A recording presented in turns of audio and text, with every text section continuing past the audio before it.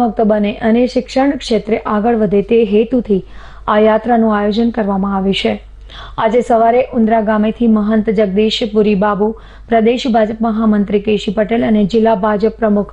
મોહનભાઈ પટેલ દ્વારા આ યાત્રાનો વિધિવત રીતે પ્રારંભ કરવામાં આવ્યો હતો। આ પ્રસંગે કેશી પટેલે જણાવ્યું કે વર્તમાન સમયમાં વ્યસનનું દૂષણ બેફામ વધી રહ્યું છે, માટે સમાજે હવે વ્યસનને તિલાંજલિ આપવી જોઈએ।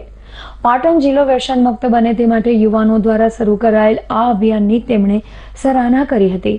અને ક્ષત્રિય ઠાકોર સેના દ્વારા વ્યસન મુક્તિનું જે અભિયાન છેડાયું છે તેને બિરદાવી વ્યસન મુક્ત સમાજની પરિકલ્પનાને સાર્થક કરવા દિશા નિર્દેશ કરવામાં આવ્યો હતો।